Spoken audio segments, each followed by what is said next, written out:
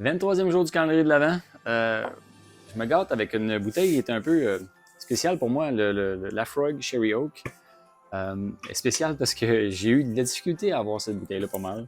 J'ai une péripétie avec la SAQ pour mettre la main sur cette bouteille, donc je fais partie des maniaques qui se sont levés un jeudi à minuit pour commander cette bouteille-là vu qu'elle tombait disponible en ligne. Et j'ai réussi à avoir une bouteille selon le site web. Je passe ma commande, je suis heureux comme un pape. Je m'attendais à recevoir ma bouteille une semaine après. Et à ma grande surprise, malheureusement, ce que j'ai reçu après, c'est un email en me disant qu'une erreur et blablabla. Et vous ne pouvez pas avoir votre bouteille, c'est une erreur de notre part. Donc, j'ai pas été capable de l'acheter avec la SAQ. Et heureusement, un ami qui voyageait aux États-Unis dans le temps des vacances est allé en Floride. Puis, merci Olivier, grâce à toi, j'ai ma bouteille de Lafroig Cherry Oak Finish. Donc, j'avais déjà goûté avant de l'acheter. Je savais que c'était un coup de circuit au niveau de la qualité. Avec la Frog, c'est rare qu'on se trompe, là, on va se le dire. Mon meilleur Lafroig à vie, c'est un qui a été vieilli en Port and Wine cask. C'est un Lafroig qui est tout à fait sublime, que j'ai adoré. Il n'est pas facile à trouver. Il a été disponible un certain temps. Pour ceux qui voyagent, tout ça, puis après ça, maintenant, il est juste plus disponible. À moins qu'on s'en aille dans d'autres pays, puis qu'on ait la chance de trouver une place où ils en ont encore. Mais le Cherry Oak n'est pas décevant du tout non plus. Donc, on a la grosse tourbe intense de la Frog avec quelque chose qui vient l'assouplir beaucoup. Donc, au nez, on a vraiment un bon feu bien allumé avec une bonne fumée intense comme on vient de rajouter du bois dedans.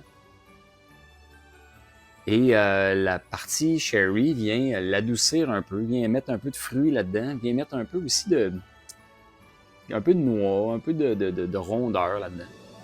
Vient ajouter aussi un petit côté comme beurre, crème. Un petit côté cuir aussi qui ressort quand même pas mal. Donc des petits arômes qui font penser à lorsqu'on a un bon cuir bien tanné.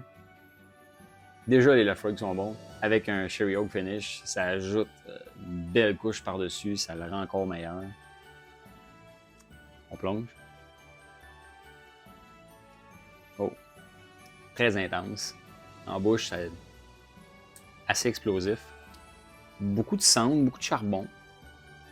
En premier lieu, avec du chêne sec.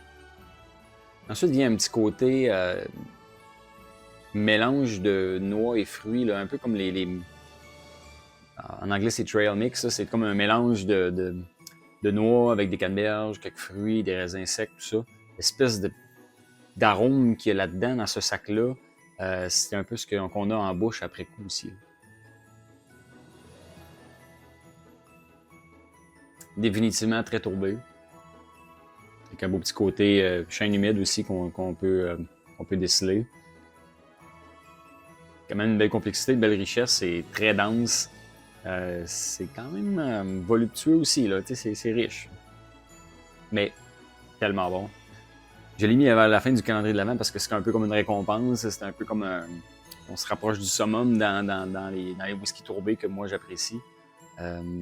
C'est sûr que c'est dur de faire le tri, de dire ce whisky-là, c'est mon meilleur whisky tourbé parce que j'adore les Port Charlotte, j'adore. Il y a des Kiloman qui sont tout simplement excellents. Donc, j'ai comme un top peut-être 10 ou 15 des meilleurs.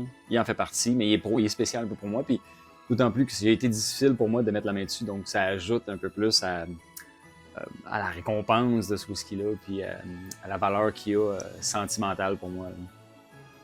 Je serais bien curieux de savoir pour vous, c'est quoi votre whisky qui est un peu le Saint Graal de façon sentimentale, pas nécessairement au niveau de la valeur puis de la rareté, mais un peu qu'est-ce qui, pour vous, a été un whisky qui a été dur à avoir puis que vous êtes fiers d'avoir. Pour moi, le Lafroig Cherry Oak en fait partie. Attendez.